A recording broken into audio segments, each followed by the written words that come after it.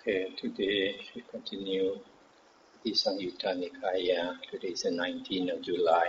Come to the 6th Samyutta, Brahma Samyutta. We come to 6.12. That's what I heard. On one occasion, the Blessed One was dwelling at Rajagaha on Mount Vulture Peak, not long after Devadatta had left. Then when the night had advanced, Brahma Sahampati, of stunning beauty, illuminating the entire Mount Vulture Peak, approached the Blessed One, paid homage to him and stood to one side. Standing to one side, referring to Devadatta, he recited this verse in the presence of the Blessed One. As its own fruit brings destruction to the plantain, bamboo and reed, as its embryo destroys the mule, so do honors destroy the scoundrel.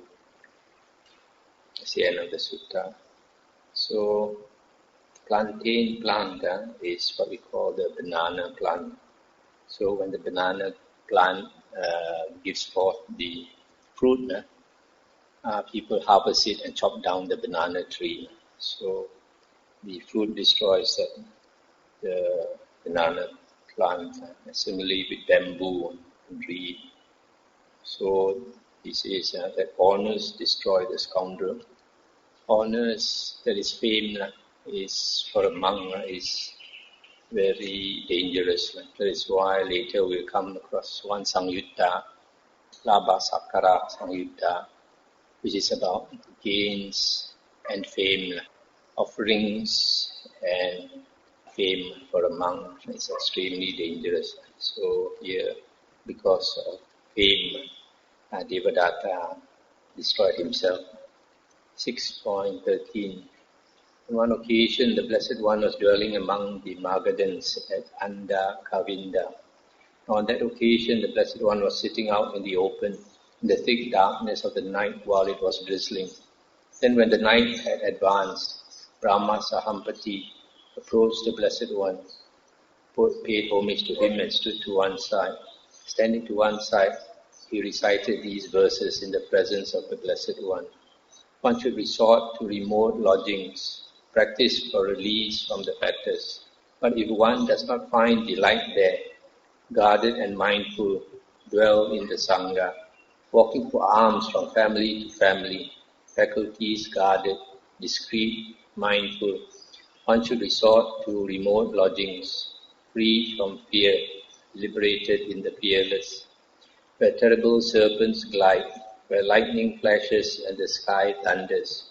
In the thick darkness of the night, there sits a monk devoid of terror. For this has actually been seen by me. It is not merely hearsay. Within a single holy life, 1,000 have left death behind. There are 500 more trainees, and 10 times a tenfold 10. All have entered the stream, never returning to the animal realm. As for the other people who remain, who to my mind partake of merit, I cannot even number them from dread of speaking falsely. That's the end of the sutta. So here, this Brahma Sahampati praises the monk who dwells in remote ponds. And this part where he talks about this first part about remote ponds, the translation in the Pali Text Society is also very beautiful. I read for you. Seek ye the lonely haunts remote from men. Practice the life of liberty from bonds. If there ye come not by your heart's desire, dwell with the Sangha, mindful and controlled, seeking your alms among clansmen, house to house, prudent and heedful, guarded as to sense. Seek ye the lonely haunts remote from men, from fear released, in fearlessness set free, where dreadful serpents glide, and lightnings roam on high, and gods doth thunder in the night, the blinding blackness of the night. There sits the monk, rid of the bhikkhu, rid of all flesh-creeping fear. So, devas, when they see monks practicing like that, living alone and having no fear, and they are also full of respect. This Brahma Sahampati could have been ascetic in a previous life. So he talks like that. Then the last part, he says, within a single holy life, people who have become a monk, 1,000 have left death behind. That means 1,000 have become arahants. And many have entered the stream. And then those who do merit, that means those who are not Arya, they do merit, that means supporters of the Buddha. He says, cannot number them, that means they will go to heaven also. 6.14. On one occasion, the Blessed One was dwelling at Savatthi. There, the Blessed One addressed the monks thus, bhikkhus or monks. Venerable Sir, those monks replied. The Blessed One said, monks, once in the past there was a king named Arunava, whose capital was Arunavati. The Blessed One, Sikhi, the Arahant Sammasambuddha, dwelt in dependence on the capital Arunavati. The chief pair of disciples of the Blessed One, Sikhi, were named Abhibu and Sambhava, an excellent pair. Then the Blessed One, Sikhi, addressed the monk Abhibu. Come, Brahmana, let us go to a certain Brahma world until it is time for our meal. Yes, Venerable Sir, the monk Abhibu replied. Then monks, as quickly as a strong man might extend his drawn-in arm or draw in his extended arm, so the Blessed One, Sikhi, Arahant, Sammasambuddha, and the monk Abhibu disappeared from the capital, Arunavati, and reappeared in that Brahma world. Then the Blessed One, Sikhi, addressed the monk Abhibu thus, give a Dhamma talk, Brahmana, to Brahma and Brahma's retinue, and to Brahma's assembly. Yes, Venerable Sir, the monk Abhibu replied. Then by means of a Dhamma talk, he instructed, exhorted, inspired and gladdened Brahma and Brahma's retinue and Brahma's assembly. Thereupon Brahma and Brahma's retinue and Brahma's assembly found fault with this, grumbled and complained about it, saying, it is wonderful indeed, sir. It is amazing indeed, sir. How can a disciple teach the Dhamma in the very presence of the teacher? Then monks, the Blessed One Sikhi addressed the monk Abhibu thus, Brahmana, Brahma and Brahma's retinue and Brahma's assembly deplore this, saying, it is wonderful. It is indeed, sir. It is amazing indeed, sir. How can a disciple teach the Dhamma in the very presence of the teacher? Well then, Brahmana, stir up an even greater sense of urgency in Brahma and in Brahma's retinue and in Brahma's assembly. Yes, Venerable Sir, the monk Abhibu replied. Then he taught the Dhamma with his body visible, and with his body invisible, and with the lower half of his body visible, and the upper half invisible, and with the upper half of his body visible, and the lower half invisible. Thereupon monks, Brahma and Brahma's retinue, and Brahma's assembly were struck with wonder and amazement, saying, it is wonderful indeed, sir. It is amazing indeed, sir. How the ascetic has such great power and might. Then monks, the monk Abhibu said to the Blessed One Sikhi, Arahant Sammasambuddha, I recall, Venerable Sir, having made such a statement as this in the midst of the Bhikkhu Sangha. Friends, while standing in the Brahma world, I can make my voice heard throughout the 1,000-fold world system. And the Buddha said, and the Buddha Sikhi said, now is the time for that, Brahmana. Now is the time for that, Brahmana. While standing in the Brahma world, you should make your voice heard throughout the 1,000-fold world system. Yes, Venerable Sir, the monk Abhibu replied. Then while standing in the Brahma world, you recited these verses. Arouse your energy, strive on, exert yourself in the Buddha's teaching, sweep away the army of death, as an elephant does a hut of reeds. One who dwells diligently in this Dhamma Vinaya, having abandoned the wandering on in birth, will make an end to suffering. Then monks, having stirred up a sense of urgency in Brahma and in Brahma's retinue and in Brahma's assembly, just as quickly as a strong man might extend his drawn-in arm or draw in his extended arm, the Blessed One Sikhi, Arahant, Sammasambuddha and the monk Abhibu disappeared from that Brahma world and reappeared in the capital Arunavati. Then the Blessed One Sikhi addressed the monks thus, Monks, did you hear the verses that the monk Abhibu recited while he was standing in the Brahma world? We did, Venerable Sir. What were the verses that you heard, monks? We heard the verses of the monk Abhibu thus. Arouse your energy, strive on, exert yourself in the Buddha's teaching, sweep away the army of death as an elephant does a hut of reeds. One who dwells diligently in this Dhamma Vinaya, having abandoned the wandering on in birth, will make an end to suffering. Such were the verses that we heard the monk Abhibu recite while he was standing in the Brahma world.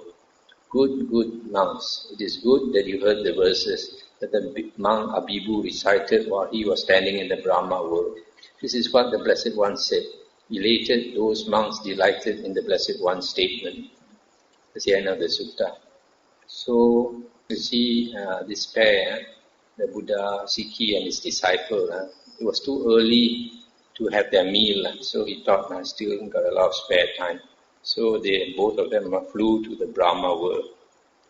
And monk Abhibu was asked to give a Dhamma talk. So when he gave a Dhamma talk, the Brahma Devas were unhappy. They thought, how can the teacher is around, how can the disciple teach the Dhamma? Then the Buddha asked him to show them something. Then he made himself sometimes visible, sometimes invisible, and sometimes half of the body visible.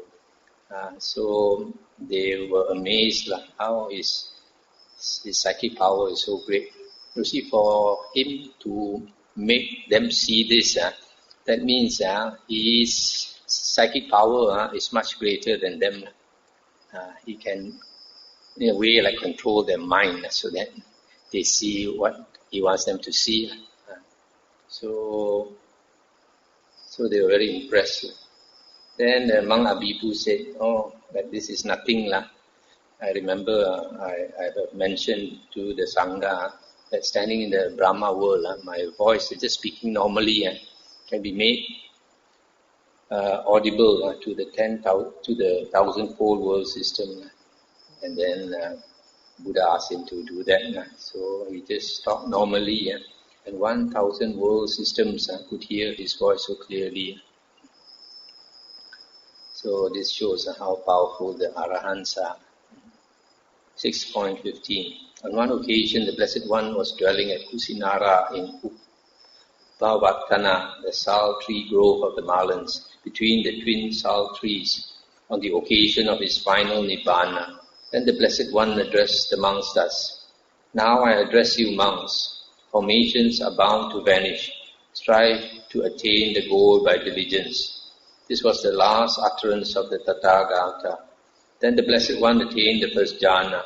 Having emerged from the first jhana, he attained the second jhana. Having emerged from the second jhana, he attained the third jhana.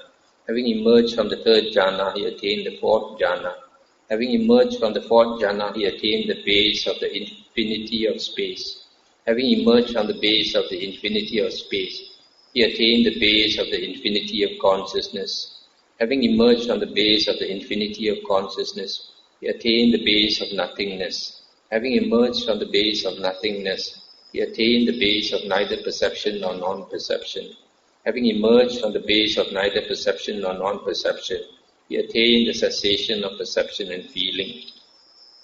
Having emerged from the cessation of perception and feeling, he attained the base of neither perception nor non-perception.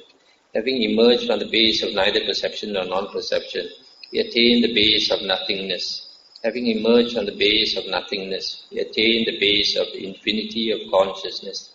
Having emerged from the base of the infinity of consciousness, he attained the base of the infinity of space. Having emerged from the base of the infinity of space, he attained the fourth jhana.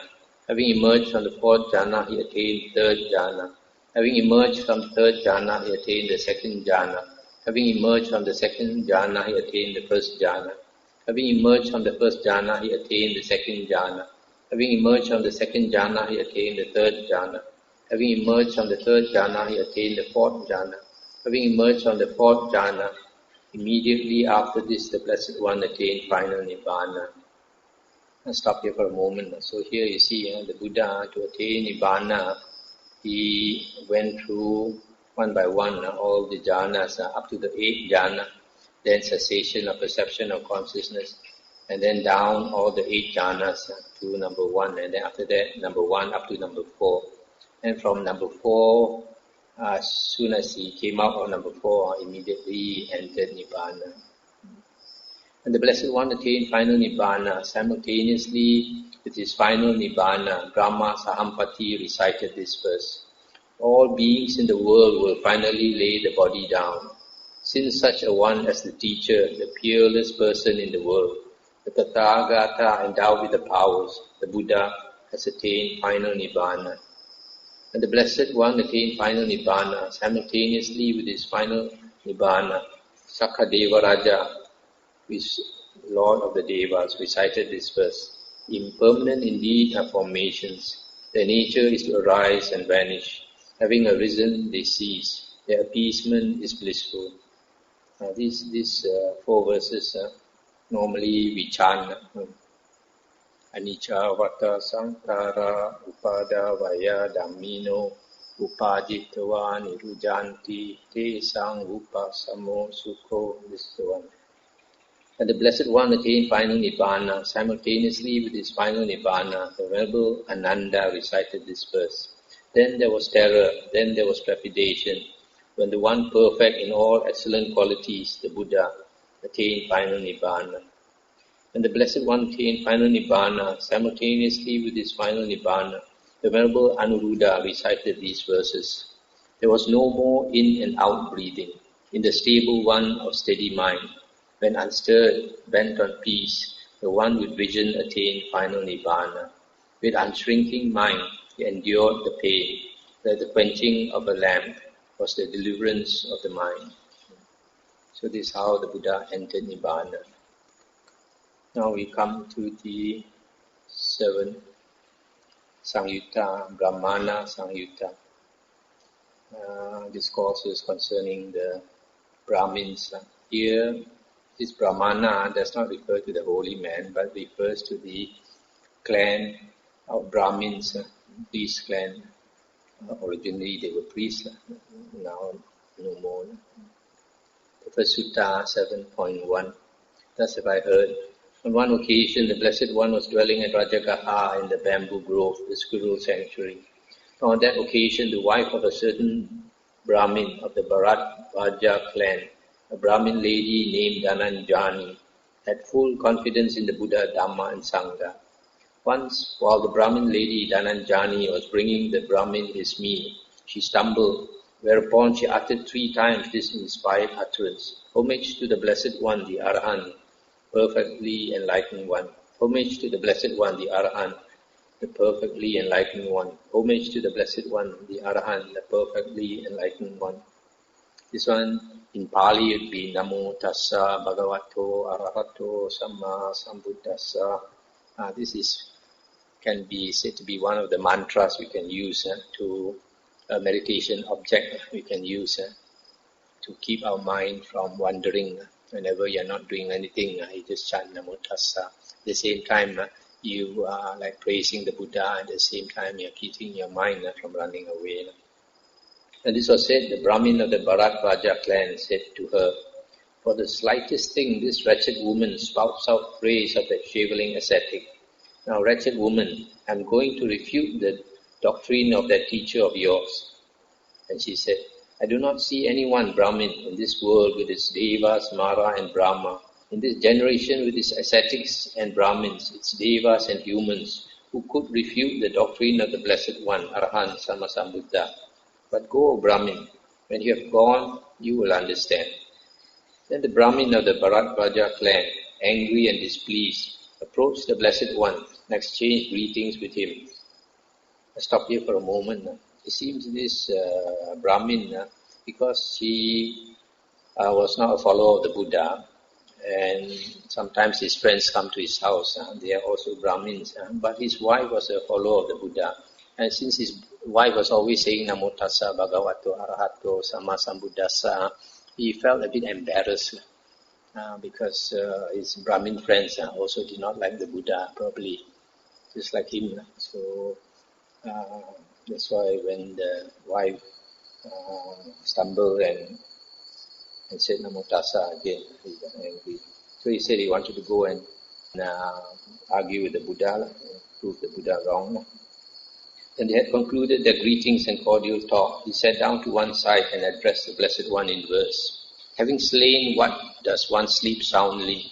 Having slain, what does one not sorrow? What is the one thing, O Gautama, whose killing you approve? And the Buddha said, having slain anger, one sleeps soundly. Having slain anger, one does not sorrow. The killing of anger, O Brahmin, with its poisoned root and honeyed tip, this is the killing the noble ones praise. For having slain that, one does not sorrow. When this was said, the Brahmin of the Bharadvaja clan said to the Blessed One, Magnificent Master Gautama, magnificent Master Gautama, the Dhamma has been made clear in many ways by Master Gautama, as though he were turning upright what had been turned upside down, revealing what was hidden, showing the way to one who was lost, or holding up a lamp in the dark for those with eyesight to see forms. I go for refuge to Master Gautama, and to the Dhamma and to the Bhikkhu Sangha. May I receive the going forth under the Master Gautama. May I receive the higher ordination. I'll stop here for a moment. Here it is quite surprising because this guy, he had a lot of anger towards the Buddha. So he came to ask the Buddha. It was like a kind of riddle. He thought the Buddha would not be able to answer. What should you sleep? What should you slay? So when the Buddha says you should slay anger, then on the one hand, when he came, he had a lot of anger. So when the Buddha mentioned kill anger, he thought probably that the Buddha could read his mind. So he was so impressed by the Buddha. And he not only took refuge with the Buddha, he even wanted to go forth as a monk under the Buddha. One thing about Indians, religion is very much a part of their culture, unlike us Chinese. Chinese business is very important, but Indian, they value religion a lot. That's why when they see monks, they are full of respect. Then the Brahmin of the Bharadvaja clan received the going forth under the Blessed One. He received the high ordination. And soon, not long after his high ordination, dwelling alone, withdrawn, diligent, ardent and resolute, the Venerable Bharadvaja, by realizing it for himself with direct knowledge, in this very life entered and dwelt in that unsurpassed goal of the holy life, for the sake of which clansmen rightly go forth from the household life into homelessness. He directly knew, destroyed his birth, the holy life has been lived, what had to be done has been done. There is no more for this state of being. And the Venerable Bharadvaja became one of the Arahants. It's the end of the sutta.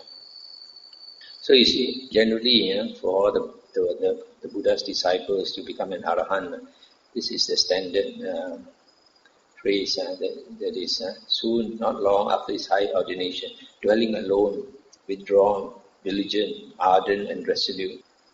So that's why the Buddha praised dwelling alone, because when a person dwells alone, he has to, in a way, he has to cultivate diligently, because in the deep forest, sometimes there are a lot of spirits around. If the monk is lazy, the spirits will come and disturb him. So he has nothing else to do, nobody to talk to. So he has all the time undistracted attention to meditate. 7.2. On one occasion, the Blessed One was dwelling at Rajagaha in the bamboo grove, the squirrel sanctuary. The Brahmin Akosaka Bharadvaja the abusive, heard. It is said that the Brahmin of the Bharadvaja clan had gone forth from the household life into homelessness under the ascetic Gautama. Angry and displeased, he approached the Blessed One and abused and reviled him with rude, harsh words. Stop here for a moment. You see, these Brahmins, they have their own religion, so they don't like the Buddha. And when they heard that one of their fellow Brahmins had gone forth, this fellow was very angry that the Buddha converted one of these Brahmins, so their Brahmin clan has become smaller, less people. When he had finished speaking, the Blessed One said to him, What do you think, Brahmin?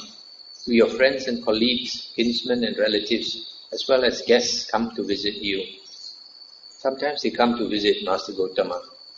Then, do you then offer them some food or a meal or a snack? Sometimes I do, Master Gotama. But if they do not accept it from you, then to whom does the food belong? If they do not accept it from me, then the food still belongs to us. And the Buddha said, so too, Brahmin, we who do not abuse anyone, who do not scold anyone, who do not rail against anyone, refuse to accept from you the abuse, the scolding and tirade you let loose at us. It still belongs to you, Brahmin. It still belongs to you, Brahmin. Brahmin, one who abuses his own abuser, who scolds the one who scolds, who rails against the one who rails at him, he is said to partake of the meal, to enter upon an exchange. But we do not partake of your meal. We do not enter upon an exchange. It still belongs to you, Brahmin. It still belongs to you, Brahmin.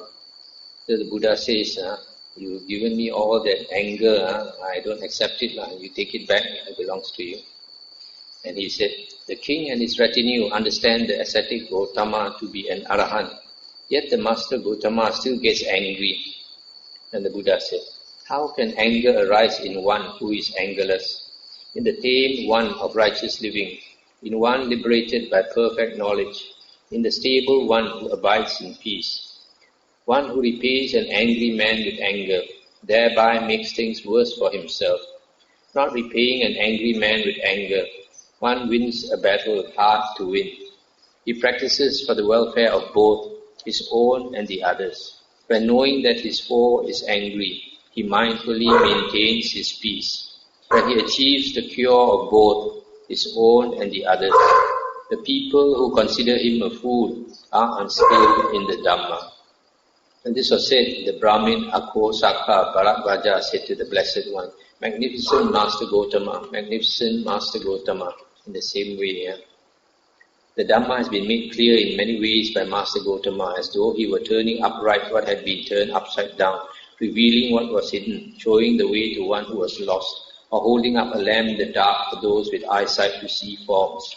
I go for refuge to Master Gotama, to the Dhamma and to the Bhikkhu Sangha. May I receive the going forth under Master Gotama. May I receive the higher ordination. Then the Brahmin of the Bharadvaja clan received the going forth under the Blessed One. He received the higher ordination, and soon, not long after his higher ordination, dwelling alone, withdrawn, diligent, ardent and resolute, the Venerable Bharadvaja became one of the Arahants. So this is another sutta, which shows how this Brahmin so fast, after arguing with the Buddha, he can just become a monk. It's interesting how the Buddha refuted his anger. He was so impressed that he became a monk. 7.3. On one occasion, the Blessed One was dwelling at Rajagaha in the bamboo grove, the squirrel sanctuary. The Brahmin Asurindaka Bharadvaja heard. It is said that the Brahmin of the Bharadvaja clan has gone forth from the household life into homelessness under the ascetic Gotama. Angry and displeased, he approached the Blessed One and abused and reviled him with rude, harsh words. When he had finished speaking, the Blessed One remained silent. Then the Brahmin Asurindaka Bharadvaja said to the Blessed One, you are beaten, ascetic, you are beaten, ascetic. You have lost. Then the Blessed One said, the fool thinks victory is won when by speech he bellows harshly. But for one who understands, patient endurance is the true victory. One who repays an angry man with anger, thereby makes things worse for himself. Not repaying an angry man with anger, one wins a battle hard to win. He practices for the welfare of both his own and the others. When knowing that his foe is angry, he mindfully maintains his peace. When he achieves the cure of both his own and the others, the people who consider him a fool are unskilled in the Dhamma.